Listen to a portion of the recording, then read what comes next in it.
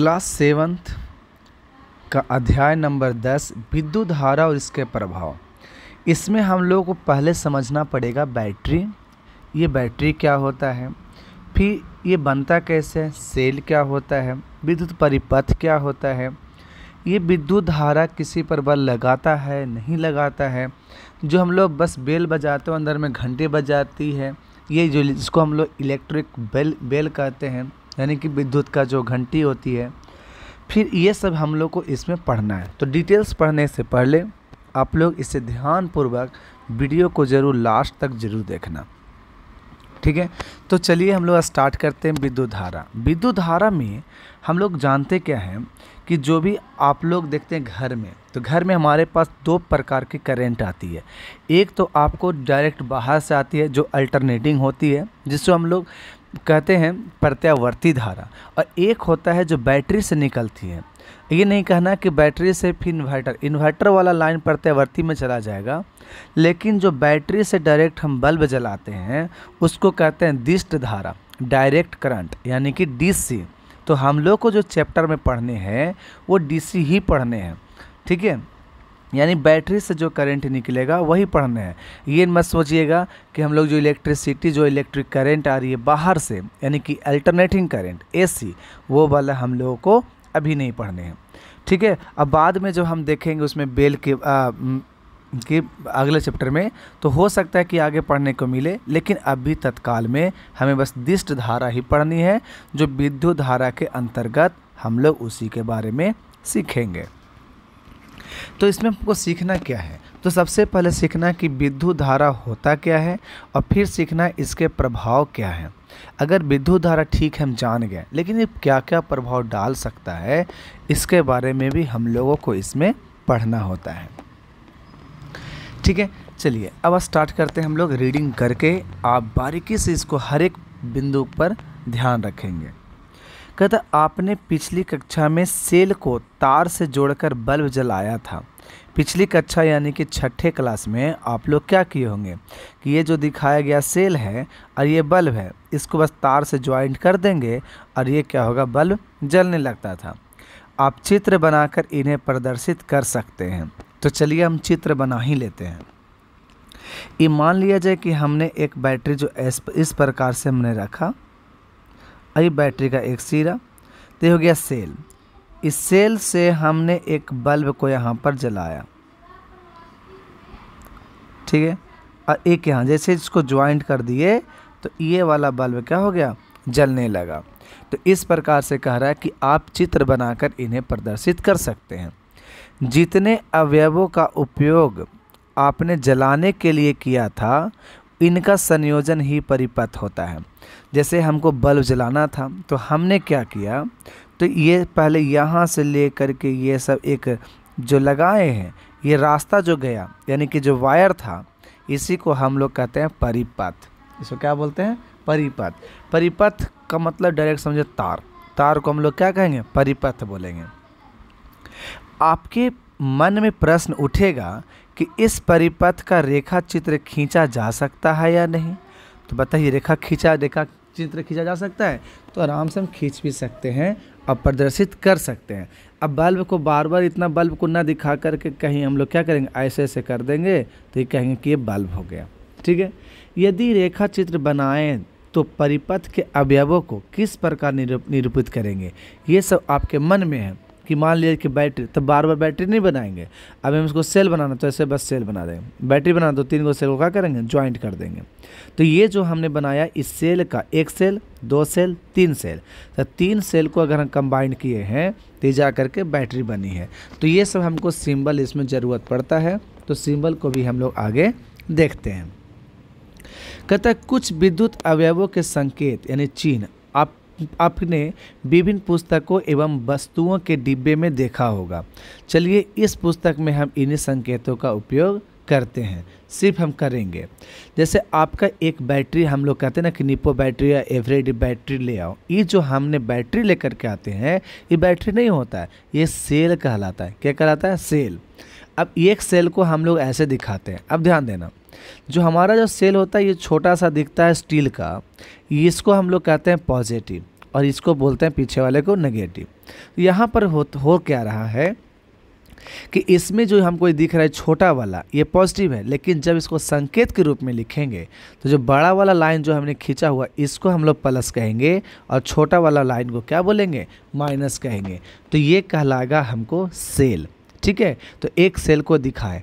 अगर हम यही चीज़ कहे एक सेल बना, फिर एक सेल और लगाए, एक सेल और लगाए, इस प्रकार से अगर हम एक से ज़्यादा सेल को कंबाइंड कर देते हैं, बैटरी के पीछे बैटरी के पीछे बैटरी, तो वो सेल के पीछे सेल के पीछे सेल, तो आपको वही बैटरी कहलाएगा। ठीक है, अब बल्ब तो हम लोग ऐसे ड्रॉ करते हैं, लेकिन बार बार ऐसे तो ड्रॉ कर नहीं सकते हैं, तो इसीलिए हमको सिंपल ऐसे कीजिए और इसको घेर दीजिए, आपको ये क्या हो जाएगा, बल्ब हो जाएगा। स्विच ऑन की स्थिति, स्विच ऑन का मतलब कि बल्ब जलेगा। तो देखिए सबसे पहले बात समझिए, अगर हम इस वाले फिगर के अनुसार आए तो सबसे पहली बात ये आता है कि बल्ब तब जलेगा जब इसका हर एक पार्ट क्या हो, ज्वाइंट होगा। कहीं पर ऐसा ना हो कि खुला है, अगर ज़रा सा भी कहीं खुल जाए, जैसे कि बल्ब फ्यूज होता है तो ये नहीं जलता क्योंकि यहाँ से कनेक्शन टूट जाती है। तो जलने के लिए सबसे पहले कि कहीं पर भी कोई गैप नहीं होनी चाहिए, कहीं पर भी तार टूटी नहीं होना चाहिए, तो उसी को बोलते हैं कि बल्ब जलेगा। तो बताइए कि अगर हम स्विच ऑन किए हैं तो इधर में करंट गया, इधर में करंट गया, अब बीच में ये स्विच है, तो स्विच क्या किया, तार को दोनों में ज्वाइंट कर दिया, तो यही कहलाएगा स्विच ऑन। क्या कहलाएगा, स्विच ऑन। लेकिन जब इसी को इंग्लिश में कहते हैं ना तो इसको कहते हैं क्लोज्ड। क्या कर दिया गया, क्लोज्ड। क्लोज्ड का मतलब हो गया कि परिपथ को बंद कर दिया गया। जैसे अगले फिगर में आपने देखो कि यहाँ पर देखोगे तो इस प्रकार से है, इस प्रकार से है।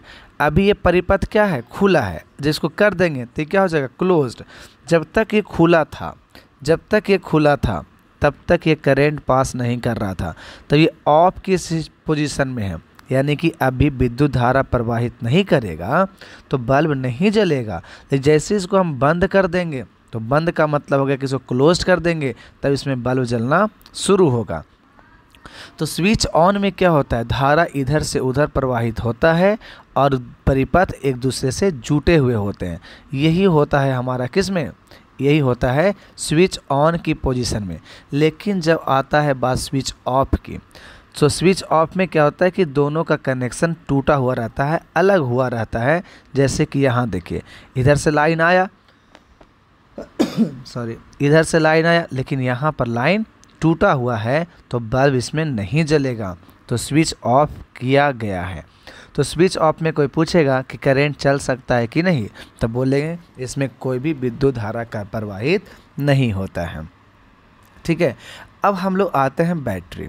तो बैटरी कहने का मतलब हुआ कि अगर हमने एक सेल, दो सेल, तीन सेल, चार सेल, अगर हम लोग सेल का क्या करते हैं, सेल को कंबाइंड कर देते हैं तो यही कहलाता है बैटरी। ठीक है, तो बताए कि इसमें बड़ा वाला चिन्ह प्लस होता है, छोटा वाला चिन्ह माइनस होता है। तो ये सब संकेत एक बार आप लोग फिर से देख लीजिए, बहुत ज़रूरत पड़ेगी आगे आने वाले क्लासेस में। ठीक है, चलिए इन संकेतों को ध्यान से देखिए। पहले संकेत में एक मोटी एवं छोटी तथा एक पतली एवं लंबी रेखा समांतर खींची गई है।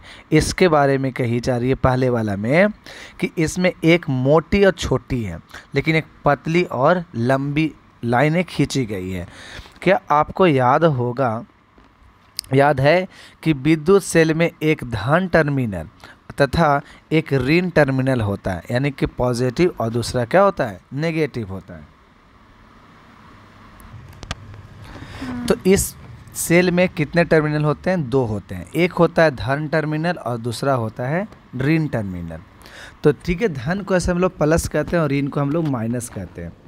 विद्युत सेल के प्रतीक में, जो विद्युत सेल है इसके प्रतीक मतलब सिंबल में जो लंबी रेखा होती है, तो ये वाला जो लंबा दिख रहा है इसको हम लोग धन टर्मिनल कहते हैं, और एक छोटी दिख रही है या मोटी दिख रही है इसे हम लोग ऋण टर्मिनल कहते हैं।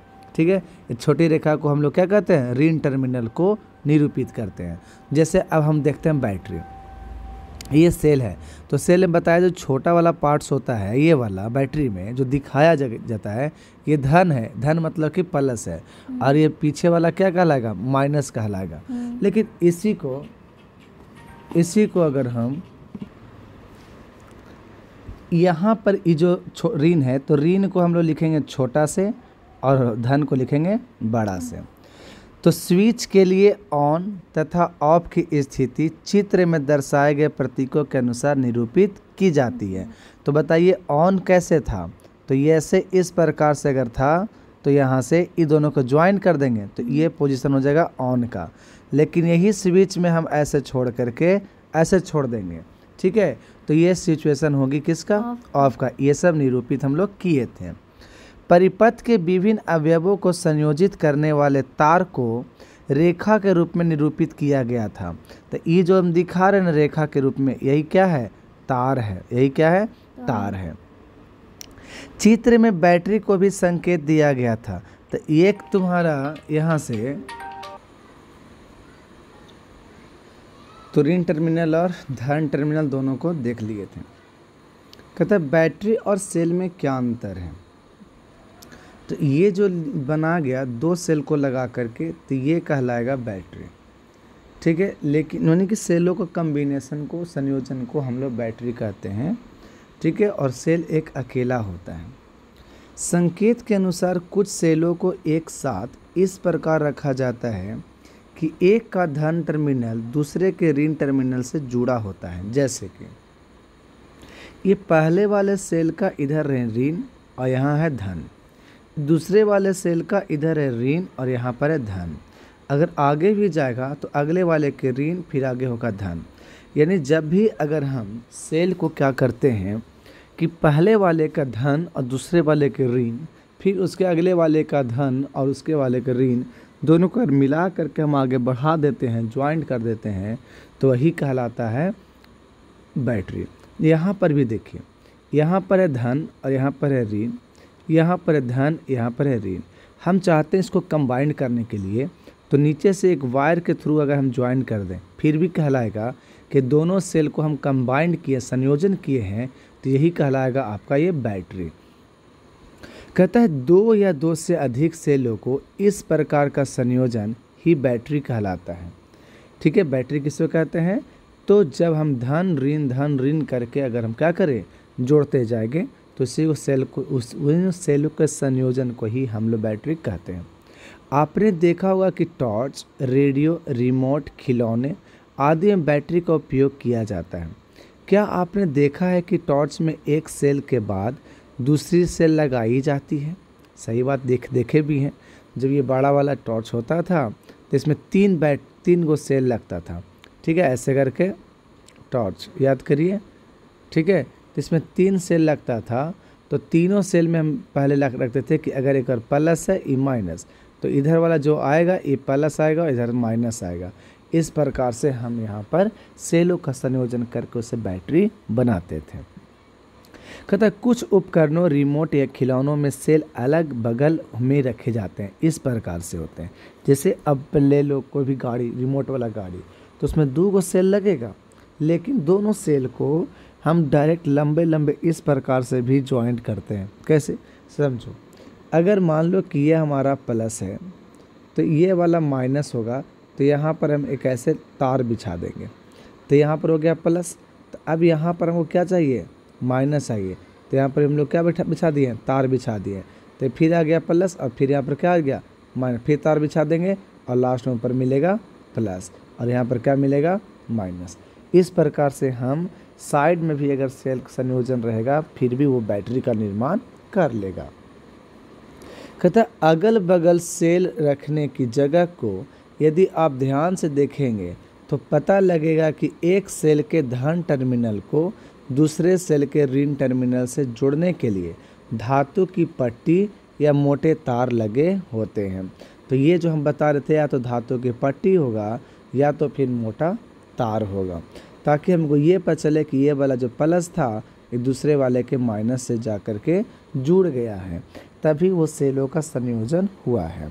तो सेलों से बैटरी बनाने के क्रम संयोजन करने के लिए सभी सेलों पर अंकित धन एवं ऋण चिन्ह पर अवश्य ध्यान दीजिए।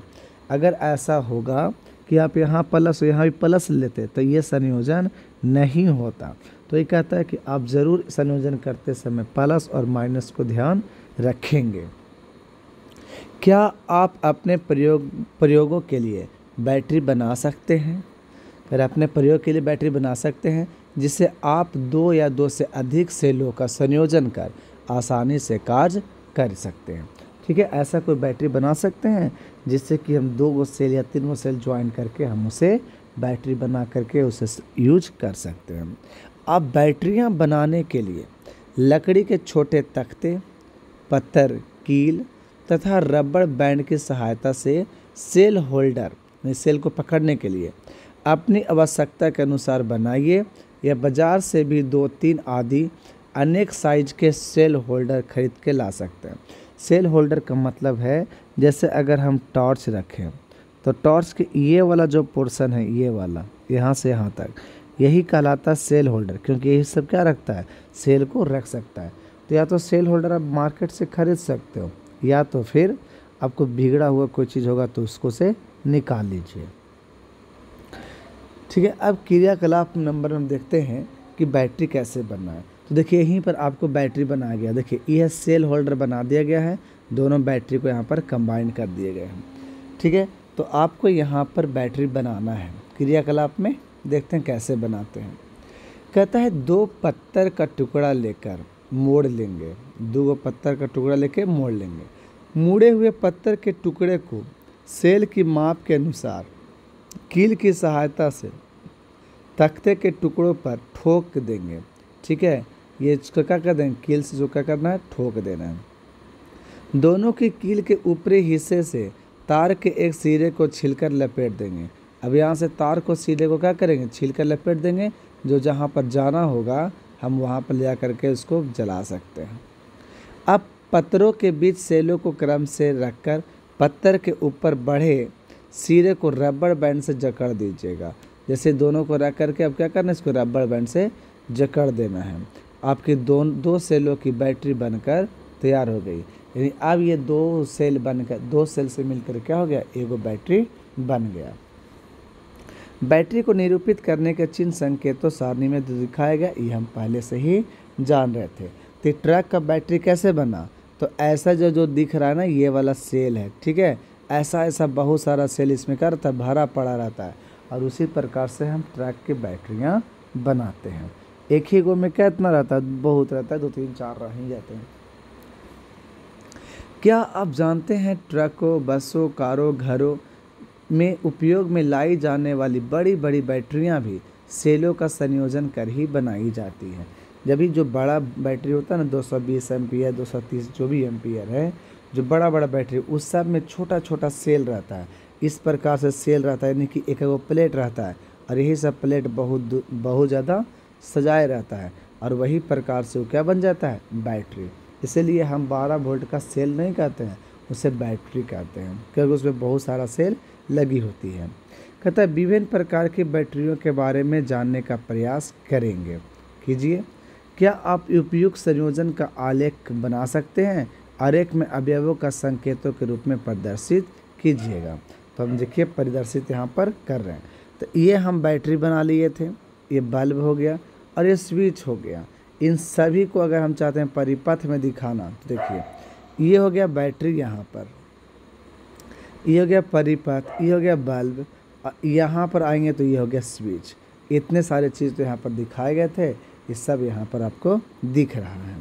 कहता है बल्ब के अंदर 2 तारों के बीच एक महीन विशेष प्रकार का तार होता है, जिसे हम लोग तंतु कहते हैं। जो बल्ब के अंदर है ना, पतला, दम बहुत पतला, इसे कहते हैं तंतु, और तंतु को इंग्लिश में कहते हैं फिलामेंट, और ये बना होता है टंगस्टन धातु का। यह तभी दीप्त होता है जब इससे विद्युत धारा प्रवाहित होती है, यानी इधर से आ जाए प्लस, इधर से आ जाए माइनस। जब दोनों जैकेट यहाँ पर स्पार्क करने लगेगा तब यहाँ से बल्ब जलेगा। यदि बल्ब का तंतु टूट जाए तो आप क्या कहेंगे कि बल्ब फ्यूज होता है। क्यों टूट जाएगा, तो करने इधर से इधर करंट नहीं जा सकता है, तो पूरा ये सिस्टम ही गड़बड़ हो जाएगी। ठीक है। अब देखिए कहता है क्या इन दोनों आरेखों में दिखाए गए परिपथ एक जैसे हैं, इसको और उसको, तब बोलेंगे नहीं।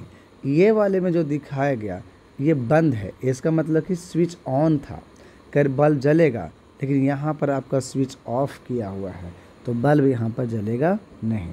क्या इन दोनों परिपथों में कोई अंतर है, तब बोलेंगे अंतर है।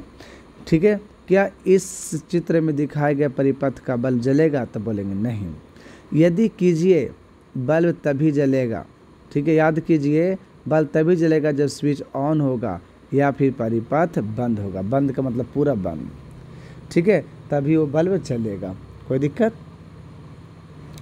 कहते टूट जाए या फिर बल्ब फ्यूज हो गया है, अभी नहीं बोलते हैं बल्ब फ्यूज होने के कारण इससे होकर विद्युत धारा प्रवाहित नहीं होती है, क्या इसी स्थिति में भी बल्ब जल सकता है, तो बोलेंगे नहीं। नहीं, क्योंकि तंतु टूट जाने के कारण परिपथ टूट जाता है, लेकिन धारा उससे होकर प्रवाहित नहीं होगी। इस प्रकार से हम अगला दिन पढ़ेंगे विद्युत धारा का उसमें प्रभाव।